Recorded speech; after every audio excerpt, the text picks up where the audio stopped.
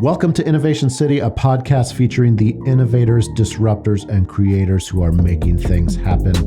And if you're just tuning in for the first time, we have a very special episode. We don't have one specific guest, but we're actually sharing some great information that multiple guests have shared with us. And the theme today is this idea of product market fit. And where does your idea for your business or your entrepreneurial venture come from? So sometimes as entrepreneurs, we can come up with this great idea and we can be in love with this idea. But if we don't test it, if it doesn't actually solve a problem, if it's an idea with no customer, then it's not going to be viable for our business. So we're going to hear from some entrepreneurs that we met in the Venture Cafe community that have experienced this for themselves, came up with solutions that answered problems, and they have some great advice for us. And we're starting with Mark Young. He's the CTO of the Climate Corporation, and he works specifically in agriculture. And I think he has a unique perspective on this. Let's hear from Mark. Farming today is very much a product-driven space where I, as a farmer, I'm constantly looking for the best products to help me get to a particular outcome. And the reason for that is the manufacturers of those products, by and large, don't have any insight into how they're being used on the farm, right? We can prescribe their use. We can talk about where they might work best. We can create, marketing sheets and things like that about how they perform. But actually completing the link from the manufacturer to the product to the actual performance of that product on the farm and getting all that data about how it performs really changes the game. And what it enables for the first time is, instead of me just selling you a product, I can partner with you on the best use of that product, where to put it, how to place it, where it'll perform the best, and I can ultimately then partner with you on the outcome. If you see ag move down this, if it continues to move in this logical model, instead of just selling a customer products, we can now partner with the customer on the service, right? And so instead of selling you a particular seed or a particular chemistry, I can partner with you on yield, or I can partner with you on crop protection. And as part of that service, I can then choose exactly which product or products or combination, and ultimately it's the suite of all those decisions that really get you to the best outcome.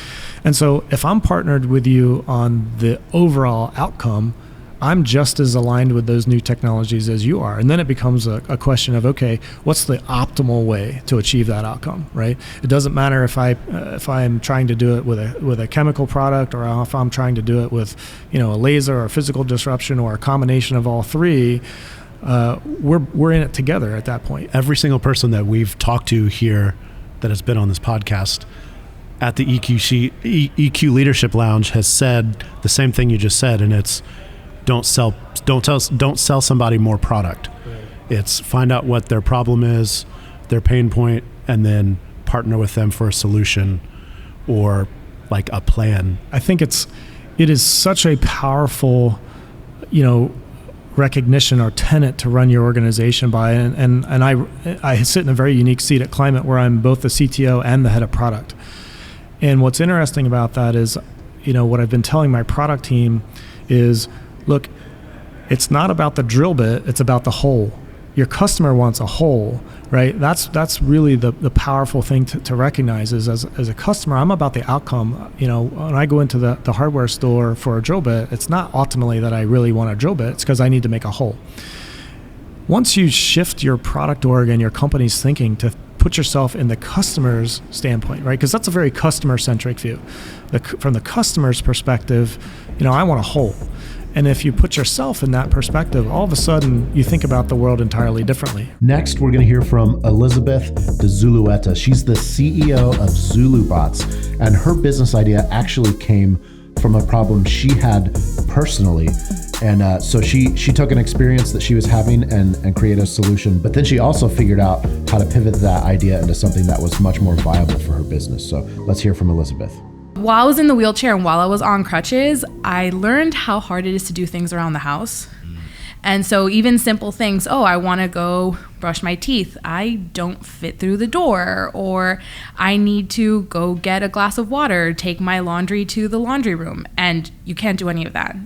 Even on crutches, like your hands are on your crutches. Wow. So that was a big wake-up call. And then being in physical therapy, because I transitioned into physical therapy, I realized that I wasn't the only one having this problem. There were a lot of other patients, whether it be someone who, from an athlete that had vertebrae issues, or someone who was in a motorcycle accident that was also in PT with me, or just older people that as time had gone on, you age and your body changes as you age. And that doing stuff around the house is much more difficult. And so that's kind of where Zulubot started. So when we first started, we started with a focus on assistive robots. My goal, and ultimately our goal as a company, is to have robots in the home. That's really where we see robotics going. And so we set out to solve the problem of having people feel more independent, right? Because when you feel like, well, because of this chair or my crutches or whatnot, or this injury, I can no longer get the groceries out of the car or move my laundry, it can be a little bit self-defeating. And so it was about helping people feel more independent. And so we focused on function. A lot of robots in the space, whether either they're tackling elder care or helping individuals that are differently abled, they focus on companionship. But no one really focuses on function, so that was where our focus was. And so originally we set out to develop robots that helped people lift and carry objects around their house. When we totally switched products, especially from our first product, which we called the Carly at the time, that was actually a really painful decision for me, because we really believed in it. It was amazing. We had to pivot because it was about the viability of the business. Because anything that touches the medical market, there are a lot of other compliance, there's a lot of other bears to tackle in that space, regardless if you have the technical know-how. And so that was really one of the reasons the big reason that we changed direction. And that was such a painful decision, and it took longer than it probably should have. And I think the business suffered because of that.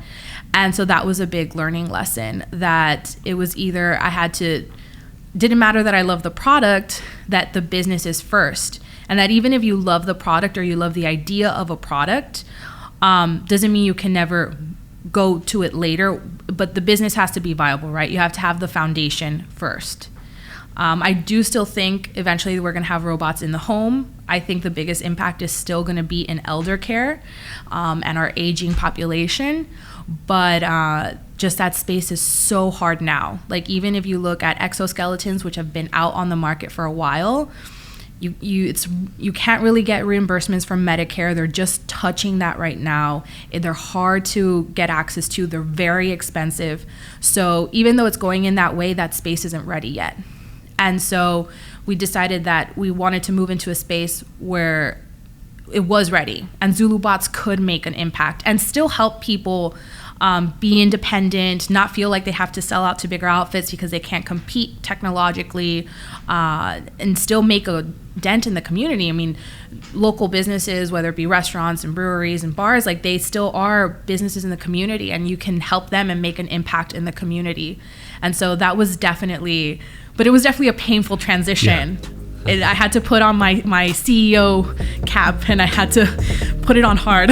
Yeah. Finally, we have Matthew Haber. He is the founder of Civic Pro, which is an app that aims to solve a very specific problem in local government. Let's hear from Matt. Our government is not necessarily running its business in lines with the wishes of the population. How can it be when it's hearing from so few of us? And that's not, to be clear, that's really not a dig at local government. People work really hard there. A lot of my friends still work at the city of Miami. What I'm saying is actually, rather than building a system that is teaching people to be reactive citizens to the agenda of government or whoever else is talking to government, sure, that's an important part of it, but teaching them to be proactive so the citizens themselves can set those agendas, so that things that they want to see appearing on it appear on the agenda before the government, so that these commissioners and council members are actually doing the people's business. When we were designing this system, we did a survey of county residents from every zip code in Miami-Dade County, all ages, all education levels, all income levels. And, we were asking them about their priorities in local government, things that they wanted to see done. The number one issue was affordable housing. I can pull up right now just to double check. So it was affordable housing was the first one, crime and safety was after that, education after that, jobs and wages next, and then environment, and that rounds off the top 5. Certainly, local governments do a lot on crime and safety and affordable housing.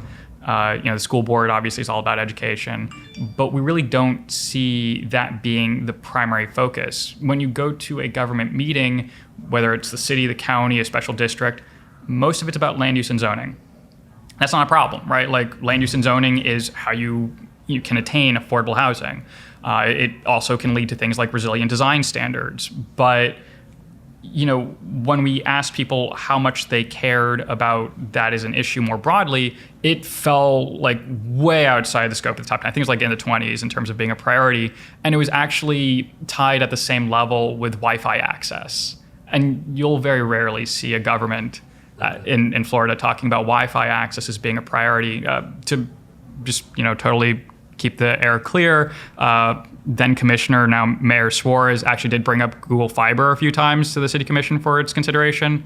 But, we still don't have incredibly high-speed access. We don't have, Wi-Fi broadly available to residents for free. And not saying that needs to happen now or that's a top priority, but my point is that government is spending a lot of time on something that residents prioritize fairly low and less time on things that they clearly care a lot about.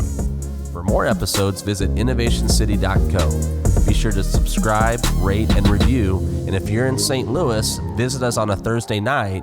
Details at vincafstl.org.